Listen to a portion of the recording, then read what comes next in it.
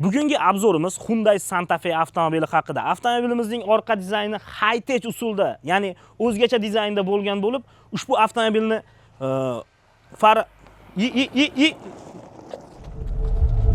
Voy!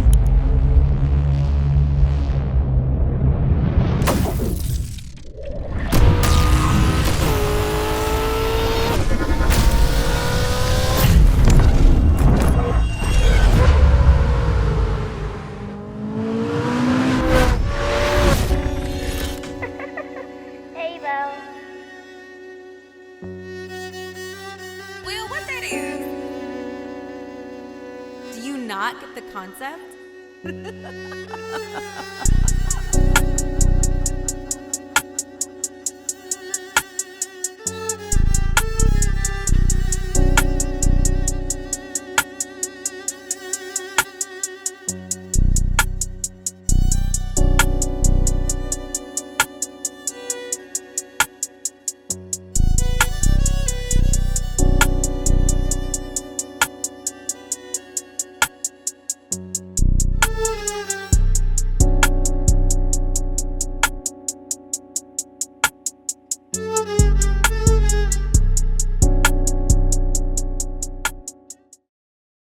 Assalomu alaykum ahli YouTube. Sizlar bilan birgalikda ajoyib avto kanalda yana diydor ko'rishib turganimdan juda ham xursandman. Oy, qanday? Bugun sizlar bilan birgalikda Hyundai Santa Fe avtomobili haqida to'liq ma'lumot berishga harakat qilamiz. Ha, bu ajoyib dizayn va o'zgacha ko'rinishni siz endilikda ko'rayotgan bo'lishingiz mumkin. Yoki-da O'zbekiston trassalarida ayni damda kam bo'lishi mumkin. Lekin haqiqatan-da o'zgacha kuch, haqiqiy gigant mashina. Ushbu mashinamiz haqida qisqacha ma'lumot berib o'tadigan bo'lsam, Hyundai Santa Fe'ning aynan full pozitsiyasini ko'rsatib o'tmoqchimiz. Ya'ni bundan keyin hech qanaqa pozitsiya yo'q, aynan mana shu oxirgi pozitsiyalardan biri. Va qolaversa, Hyundai Santa Fe'ning Qozog'istonda ishlab chiqarilayotgan variantlari ham bor. Bu bazaviy ma'lumotimiz bir-biriga to'g'ri kelmay qolishi mumkin. Albatta bu joyga e'tibor berasiz. Ya'ni kommentariyalarda oshiqcha mana uni aytmabsan, buni aytmabsan yoki mana u yo'q-ku degan savol-javoblar bo'lmasin. Har xil ko'rinishda chiqayotgan Hyundai Santa Fe avtomobili. Bizdagi hozir video obzor qilayotganimiz haqiqiy koreyskiy versiyasi, ya'ni hech qanaqa Qozog'istonda ishlab chiqarilmagan va aynan ichkaridagi inson uchun qilingan sharoit bu tahsinga loyiq. Bu yerda shu jumladan to'xtalib o'tib ketishim kerakki, Hyundai Santa Fe'ning o'rta o'rindiqlari, ya'ni bu 6 kishilik crossover tipiga kiradi va o'rta o'rindiqlar bu kapitanskiy sidena bilan ta'minlangan. Birinchi navbatda avtomobilning ust qismi va balon razmerlari, ya'ni shina razmerlari haqida qisqacha ma'lumot berib o'tib ketamiz. Bizda zavod tomonidan belgilangan juda ham chiroyli diska turibdi. Bu diskamiz 21 diska deyiladi, ya'ni razmeri. Ayni damda buni o'zida ham balon razmeriga e'tibor beradigan bo'lsak, 245 ga 45 R21 diskamiz turibdi, ya'ni balonimiz turibdi. Balon jihatdan ko'pchilik norozilik bildirgan. Buni men o'zim kommentariyalarda ham o'qib tahlil qildim. Ya'ni protektorlarning yuqaligi. Bu albatta katta minus mas'ul, lekin inson qo'li bilan almashtirsa bo'ladigan muqobil variant. Ya'ni sizga agar ushbu balon qalinligi yoqmayotgan bo'lsa, bu zavoddan kelgan balon, ya'ni o'zi bilan salondan o'zidan olingan vaqtdagi balon holati.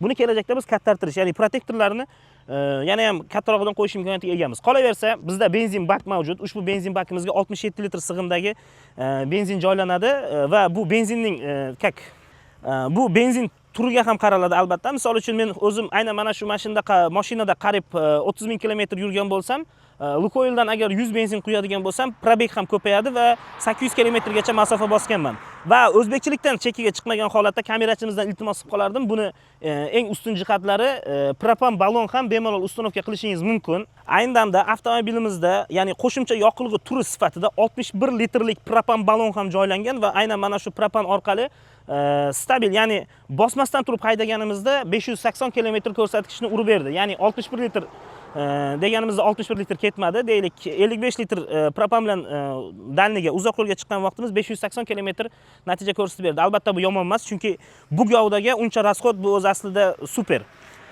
Davom etamiz. Avtomobilning motori 2.5 turbina motor bilan jihozlangan va ot kuchi hisobida esa 281 ot kuchiga ega. Tezlanish esa 0 dan 100 gacha 7-9 soniyada ko'rsatkichni urgan. Ya'ni turbina motor bo'lganligi uchun ham ot kuchi juda ham yuqori. Ya'ni bu gavdaga, ya'ni 8 sekund degan taqdirimizda ham albatta bu juda yaxshi natija. Qolaversa qisqacha ma'lumot aytib o'tib ketaman. Buning atmosferniy varianti ham bor. Xuddi shunaqa dizayn, ichki dizayn hammasi bir xil. Motor atmosferni 2.5 bo'lganligi uchun 11 soniyada 100 tezlikka chiqarib beradi. Albatta o'zlaringizga ham ma'lum, O'zbekiston hududida tez haydashni ham tavsiya etmayman, chunki radarlar bor, yo'llarni ham albatta inobatga olish kerak. Endilikda siz aziz tomoshabinlar bilan Hyundai Santa Fe'ning motor qismi, ya'ni kapotiga ekskursiya uyushtiramiz.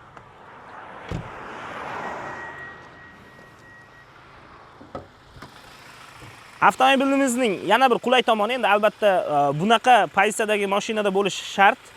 Stoykalar, gazli stoyka turibdi bu yerda. Tragich bizga shart emas. Ha, aytgandek, mashinaning hozirda salondagi narxi 795 million tashkil etib turibdi. Va sizlarda savol tug'ilishi mumkin, arziydimi? Bu o'zi aslida yaxshi narxmi? Men sizlarga ishonch bilan aytaman va mana shu mashinani 30 ming kilometrga yaqin masofa bosib o'tgan inson sifatida aytaman, arziydi. Inson uchun takomil komfort, hamma qulayliklar bunda mavjud va eng muhim tipi, bizni yo'llardagi eng kerakli tomoni bu haqiqiy crossover.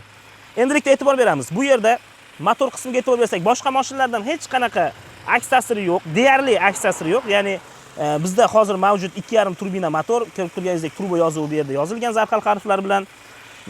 Bachoklar hammasi antifriz bachok yoki dvornik uchun suv solamiz, ya'ni oyna tozalash uchun, jitki tormoz uchun qo'yilgan maxsus bachok.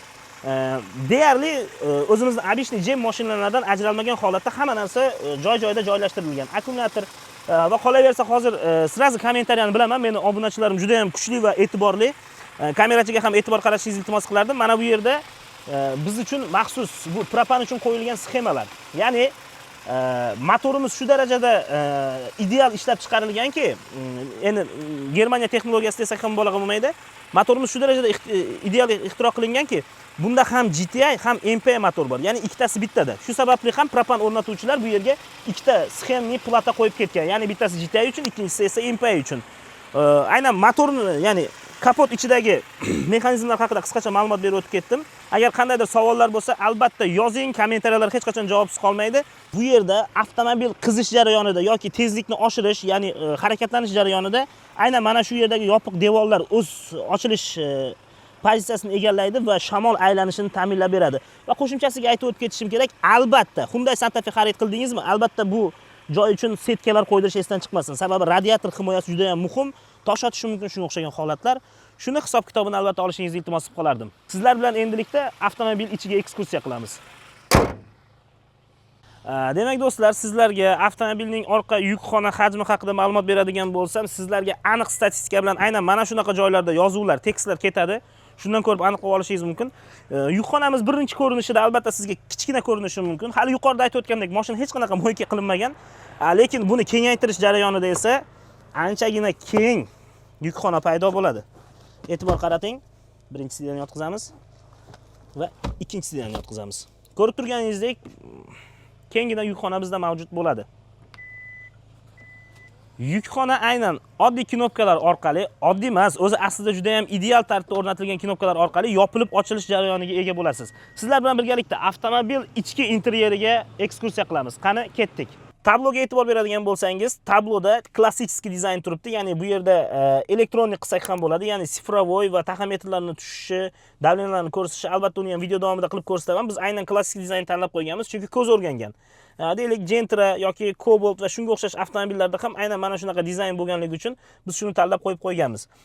Cruise control nedostupniy deyapti. Sababi biz hozir harakat jarayonida emasmiz, lekin harakatlanayotgan vaqtimiz aynan cruise control orqali tezlikni belgilaymiz va ограничение ham bor. Ya'ni 120 tezlikdan keyin cruise control to'laqonlik boshqaruvni sizga tashlashga harakat qiladi. Bunga albatta e'tiborli bo'ling va qolaversa ostida sensorli datchiklar faolligi ham turibdi. Harakat jarayonida aynan mana shuni funksionalligini qo'yib, darajasini ushbu richaklar bilan siljitish orqali, surish orqali belgilab qo'yasiz va to'g'ringizda turgan avtomobilni aynan nazorat distansiyasini saqlab borish imkoniyatini beradi. Yuqorida aytib o'tganimdek, avtomobilda juda ham ko'p ustunliklar, qulayliklar bor va e'tiboringizni tortgan bo'lsa, mana shu videoni boshidan beri ko'rib kelayotganlar, Skori richagini aynan shu yerda joylashganligi. Ya'ni Mercedesni klass premium modellarini ko'pida aynan shunaqa joylashgan. Men buni shaxsan o'zim guvohi ham bo'lganman. Skoriga solishimiz uchun aynan mana shu richakni chapga o'ngga tebratishimiz va albatta parkovka uchun esa aynan mana shu knopkani bosishni o'zi yetarli. Boshida menga noqulay bo'ldi, tan olish kerak, chunki biz o'rgangan narsa bor va o'rgangan narsani tark etishimiz qiyin. Skorni har doim biz o'rtada hisoblaganmiz va odatlanganmiz. Bunga o'rganishim esa balkim 3000, balkim 4000 kilometrdan keyin moslashib ketdim. Hattoki hozir Gentra yoki Cobaltga minadigan bo'lsam ham birinchi o'sha rol tomoniga qo'lim ketadigan bo'lib qolgan. Bu endi refleksga aylanib qoldi.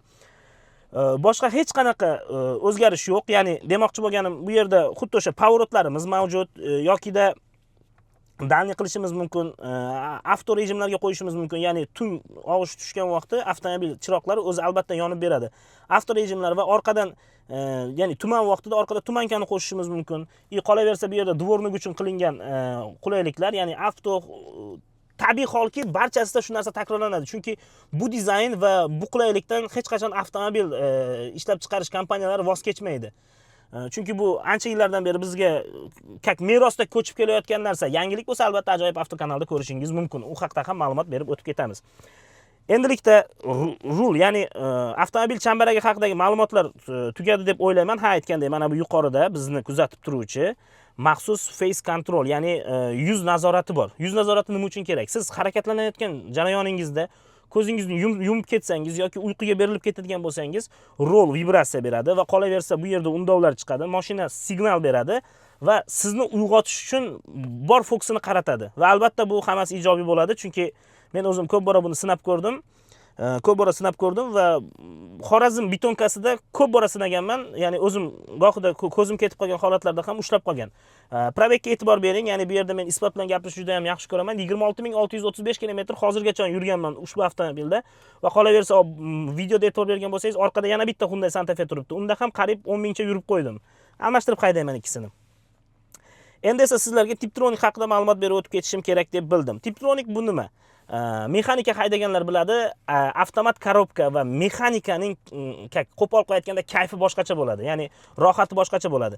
Biz Tiptronicdan foydalangan holatda avtomobilni mexanik rejimga qo'yib, skorini ko'tarib borishimiz mumkin, ya'ni tushirib borishimiz mumkin. Minus knopka orqali, plus bilan orqali esa ko'tarishimiz mumkin. Poygaga qatnashganlar yoki poygaga qiziqadiganlar biladiki, avtomobil deylik 100 tezlikda ketayotgan bo'lsa, avtomat, ya'ni mexanik korobka deylik, mexanik korobkani o'sha vaqtda 5-skordan 4 ga urib biz yana ham kuchliroq tezlikka va kuchliroq ot kuchiga ega bo'lishimiz mumkin. Bunda aynan ana shu bir-biriga individual yondoshilgan va bemalol mexanikani vazifasini ham bajarib bera oladi. Qo'shimcha qilib aytaman, tog'dan tushishda mana bu Skorsga o'rgana olmaganliklari uchun D ga uraman deb zadniga urib qo'ygan paytlari ham bo'lgan. Davom etamiz.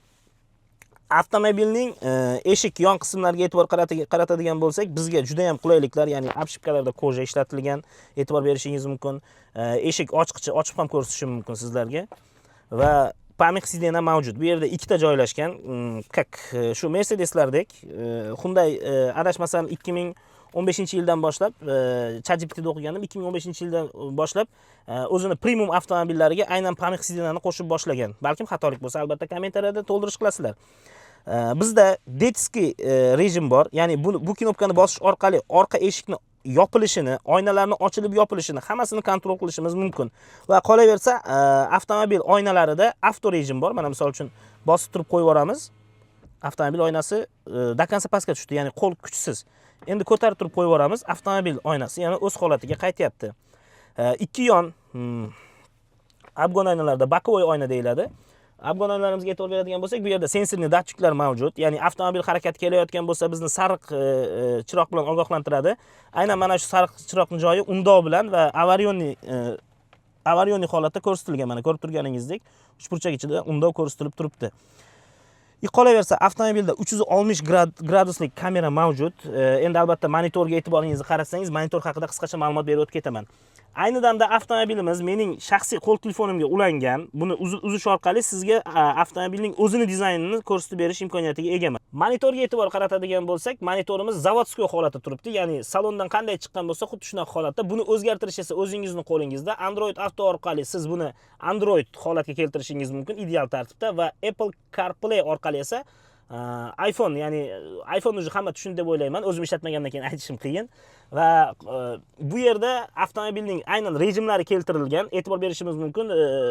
Rejim avtomoykani yoqqan vaqtimiz bu yerda blokировка qilinadigan yoki suv teksa zashta qiladigan bo'limlar keltirilgan va bizga faqat Android Auto kerak bo'lmaydi, chunki hozir zamon rivojlanib ketdi. Avtomobilga biz o'zimizni qo'limizdagi mobil gadjetlarni ulash orqali ham bemalol mana ko'rib turganingizdek CarPlay yoki Android Auto rejimga o'tishimiz mumkin. Men Android ishlatganim uchun albatta telefonimni ulagan vaqtim yuqorida boshida ko'rgan dizayningiz aynan ana shu Android, ya'ni Android Auto dizayni edi. Qolaversa bu yerda sidenani komfortli rejimga o'tkazishingiz mumkin, yoki upravleniyalarni o'zgartirishingiz mumkin, yoki o'zingizni pamix sidenangizga saqlab qo'yish imkoniyatiga egasiz. Sidenani isitish, sovutish rejimlarini ham aynan monitor orqali boshqarishingiz mumkin.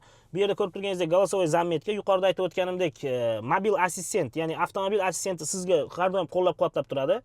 Настройка bo'limida esa umumiy panellar haqidagi qisqacha ma'lumotlar keltirilgan. Deylik, подключение Bluetooth, звуковой, navigatsiya, avtomobil, displey, knopka va bu yerda panel, ya'ni tabloni o'zgartirish haqida aytib o'tgan edim yuqorida ham.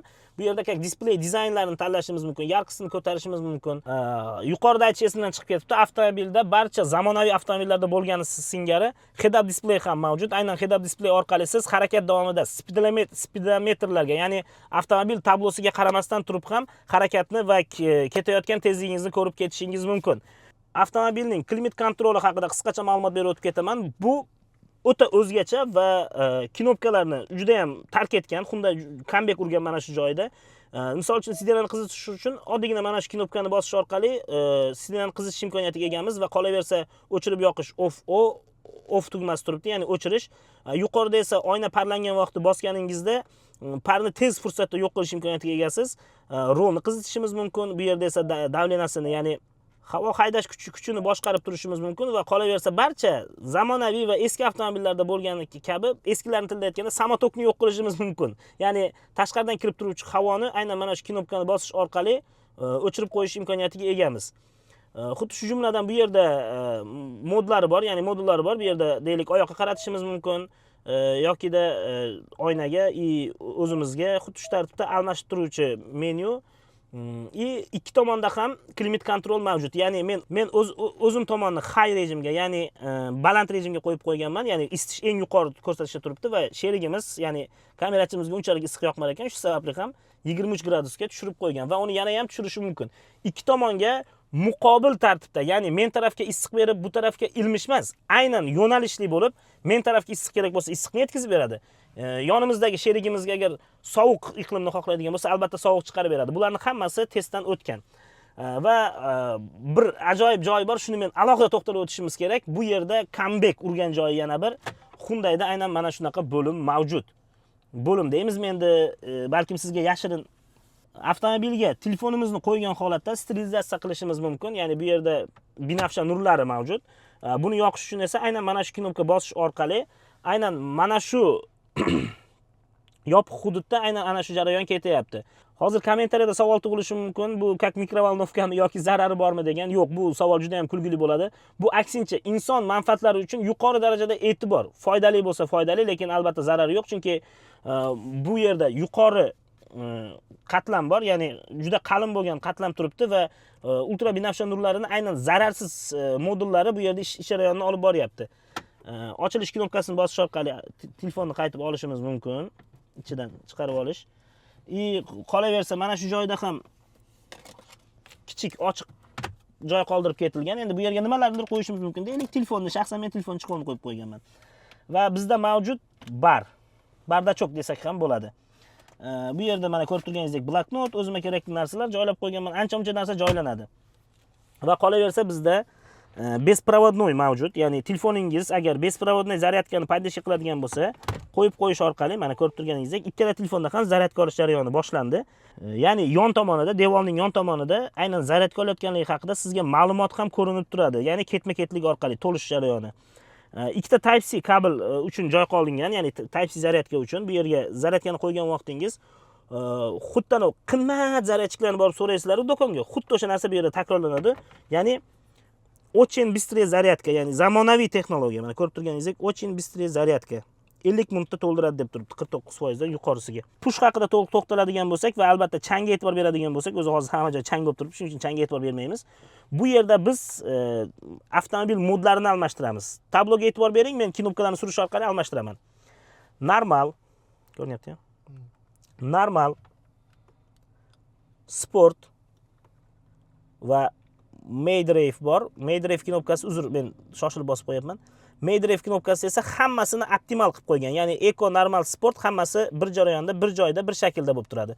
Va qolaversa bu yerda biz tanlashimiz mumkin. Snow, ya'ni qishni, bu yerda biz tanlashimiz mumkin, mutni tanlashimiz mumkin. Bu loy rejim, ya'ni botqoqlik joylardan yurayotgan vaqtimiz va qolaversa mana cho'ldagi harakat.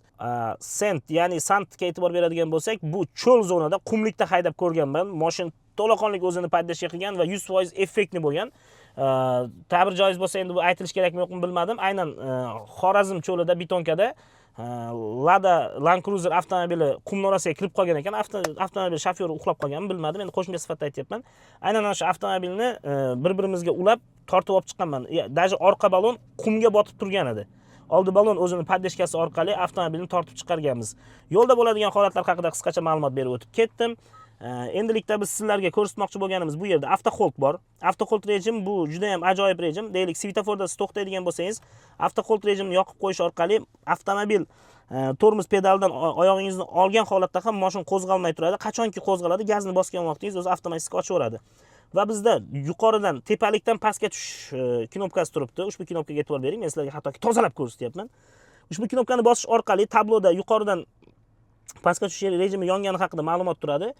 Qolaversa bu yerda kameramiz turibdi. Kameramiz esa 360 gradusni bizga ko'rsatib beradi. Ya'ni avtomobil har tomondan kamera bilan jihozlangan va aylangan vaqtda ham sizga shuni programma orqali tiklab beradi. Voy, asalni turishiga qaranglar. Xo'sh, keyingi bo'limimiz esa bu parkovka rejim. Parkovkani men har doim yoqib qo'yganman, sizlarga ham tavsiya qilaman. Sababi, inson o'ziga 100% ishongan holatdagina xato qilishi mumkin deb yozilgan ayrim kitoblarda.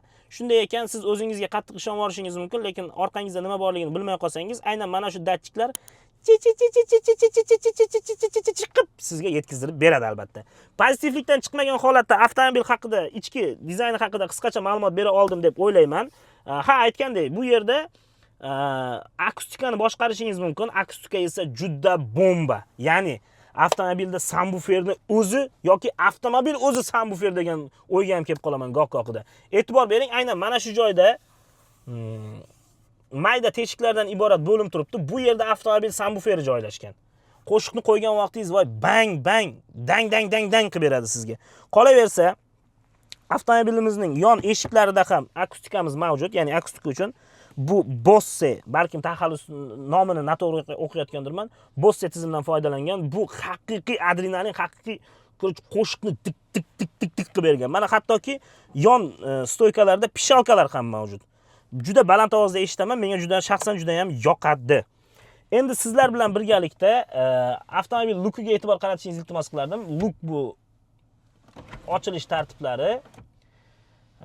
Bunda ham avto rejim bor, ya'ni bosib qo'yish orqali dakansa ochishingiz mumkin yoki bosib qo'yish orqali dakansa yopishingiz mumkin. Agar video sifati ozroq buzilgan bo'lsa, kamerachimizdan uzr so'rab qolaman. Xo'sh, mana bu yerda oynalar bor. Oynalar uchun poddeshka, bu yerda chiroqlar ham bor. Oh, ne degan go'zal bolaman, ey, deyman gohida o'zimga o'zim. Oynalarni yopib qo'yamiz.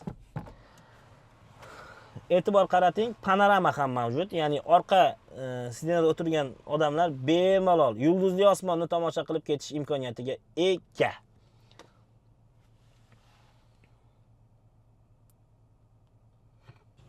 Hozir Azizbek ukam yugurib kelib, "Og'a, mana o'zi qolib ketibdi-ku" degan uchun aynan shu haqda ma'lumot berib o'tib ketmoqchiman. Bu Hyundai'ning o'ziniki emas, bu uchun maxsus kalit chiqargan Hyundai, lekin biz endi o'zbekchilik har narsadan foydalanish imkoniyatiga egamiz.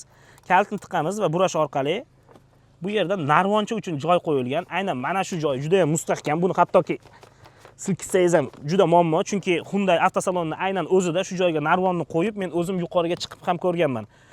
Bunga hattoki Toshkent City'dagi Hyundai avtosalonidagi yigitlar guvohlik berishi mumkin.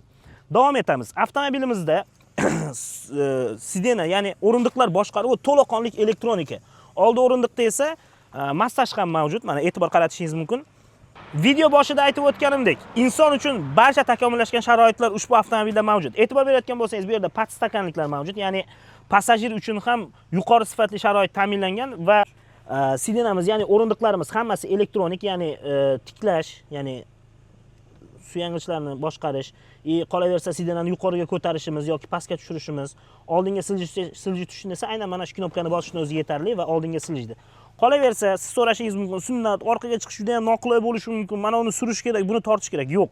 Aynan Hyundai bunga yechim sifatida oddiygina bir knopkani joylashtirib qo'ygan. Ushbu knopkani bosish orqali sidenamiz ko'rib turganingizdek oldinga hech qanaqa bizni harakatlarimiz oldi tomonga tisralyapti va biz bemalol orqa sidenaga ham o'tirishimiz mumkin. Orqa sidenada ham hattoki yaqinlashtirib ko'rishingiz mumkin. Ikkitadan podstakannik bor va qolaversa orqa sidenani o'zida ham iqlim nazorati, ya'ni klimat kontrol siz uchun ishlab turadi. E'tibor qarating, bu yerda yoqib o'chish uchun knopka qo'yilgan. On off tugmasini bosish orqali yoqishimiz mumkin va bu yerda yuqori darajaga ko'tarish yoki tushirib qo'yishimiz mumkin. Qolaversa bizda Type-C portdan juda ham unumli foydalangan. Men ko'p avtomobillarda e'tibor berganman. Aynan mana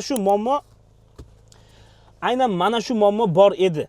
Hattoki orqa sidenaga ham birinchidan Type-C qo'ygan, ikkinchidan 220 volt deyiladimi? 220 volt, ya'ni bu yerga siz vilkani tiqish orqali bemalol notebookingiz bo'lsin, televizoringiz bo'lsin, xohlagan usulda foydalanishingiz mumkin va ko'rsatkichlari, ya'ni chiqarib beradigan ko'rsatkichlar aynan mana shu yerda yoziladi.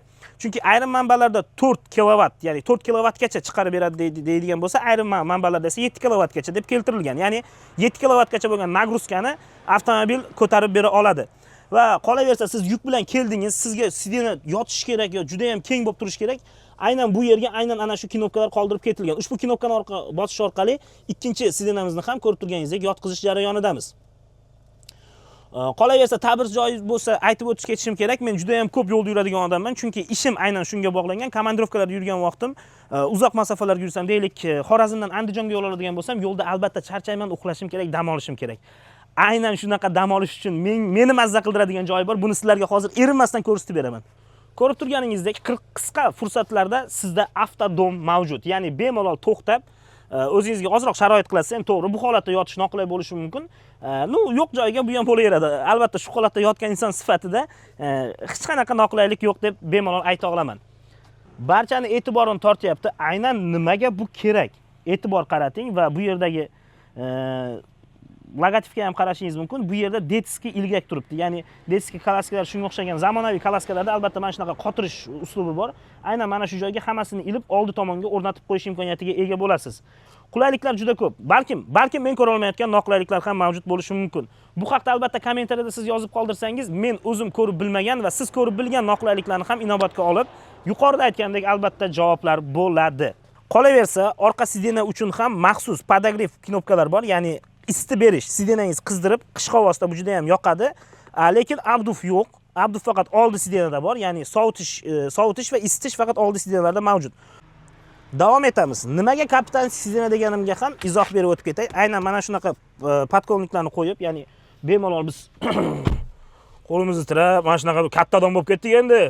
Kattalardanmiz deb bemalol qo'rqmaysak bo'ladi va davom etamiz. Orqa tarafda e'tibor berib qarayotgan bo'lsangiz, bu maxsus sumkacha, lekin bu ham antiqa dizaynda ishlangan, to'liq mana bu plastmassadan foydalanilgan va ko'rib turganingizdek rezinka holatda, ya'ni cho'ziluvchan ipdan foydalangan. Endi bizda tortma ham mavjud. Ko'pchilik o'ylashi mumkin, bu xolodilnik yo'q. Ko'p izohlarda ham o'qidim, buni xolodilnik deb baholashdi. Yo'q, bu shunchaki tortma.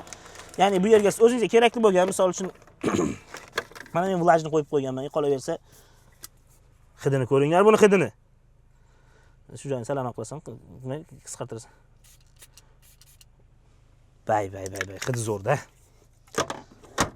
Ko'rib turganingizdek, oldi tomonga barga e'tibor beradigan bo'lsak, bar anchayin chuqur. Sizda savol tug'ilishi mumkin, nimaga boshida ko'rsatmading? Yo'q, aynan shu orqaga o'tishni kutdim. Ko'rib turganingizdek, barni hozir ochyapman. Endi orqa tarafdan ham aynan ana shu barni ochish imkoniyatiga egasiz. Ko'rib turganingizdek, bar ham ancha chuqur, joylashuvlar yaxshi. Bu yerda ham bitta duxi turibdi. Black Augano. To'g'ri aytadigan bo'lsam, yozib yorasizlar. Noto'g'ri bo'lsa yana yozasizlar. Endi o'zlaring o'ylab ko'ringlar. Bemalol suyanyapsiz, katta odam bo'lib ketdim deyapsiz. Agar mana sidena sizga noqulaylik qiladigan bo'lsa, "Palonchi, mana uni sal ko'tar." Shart emas. Mana yon tarafda knopkalar bilan mavjud. Ya'ni siz buni bosib turish orqali oldinga ko'tarishingiz mumkin, buni bosish orqali o'pshi, yana yig'ib borishingiz mumkin. Yuqoridagi knopkani bosish orqali esa hammasini barbod qilib qo'yishingiz ham mumkin. Ko'rib turganingizdek, bu ham umumiy buyruqni bajaradi va oldidagi odam uchun sharoit yaratmoqchi bo'lsa, oldidagi odam ham o'sha yuqoridagi knopkani bitta bosish orqali xuddi shunaqa yotgan holatda damni olib, atamankani ko'tarib, dam olyapti Mario, uxlayapti Mario deyishi ham mumkin. Endi kuchayib ketdim, katta odam bo'lib ketdim, tashqarini ko'rgim kelmayapti degan o'y keladigan bo'lsa, yo tashqaridagilar meni umuman ko'rmasligi kerak deydigan bo'lsak, tonirovkadan tashqari bizda shtorkalar ham mavjud. Mana ko'rib turganlaringizdek, bu yerda setkalik. Umuman sizni ko'rish qobiliyatini hech kimga bermaydi. Bu holatda oynani bemalol tushirsangiz ham bo'ladi. Shabadachani olib hech kimga ko'rinmay ketish nech pul bo'lyapti deysizlarda, yana qaytib oynani yopasizlar. Hattoki oyna, ya'ni orqa oynaning tushib chiqishi ham avto rejimga qo'yilgan. Bizda shunaqa gaplar azizlar. Sizlar bilan birgalikda Hyundai Santa Fe avtomobili haqida ma'lumot berishga harakat qildik va ma'lumotlarimiz sizga yoqdi deb o'ylaymiz. Kelajakda sizga qanaqa mashinalar qiziq yoki siz qanday mashina olmoqchisiz va u haqda qanday ma'lumot kerak bo'lsa ham, Azizbek degan ukam bor, bemalol sizga ma'lumot berishi mumkin. ChatGPT bo'yicha master class, vobshe injiq bola, shakar bola, shirin bola. Bemalol Azizbekdan ma'lumot olishingiz mumkin. Aytganda kommentariyada javob yozavermasa agar, Azizbek javob yoz, sunnatga aytaman desanglar, sirazi javob yoziladi. O'zlaringizni ehtiyot qilinglar. Navbatdagi avtomobillar obzorida yana diydor ko'rishguncha xayrlashib qolaman. Oltin boshingiz omon bo'lsin, sizni yomon ko'rganlar tomon bo'lsin deb qarg'ish qulavorish yo'q. Charchamanglar. Sog' bo'linglar.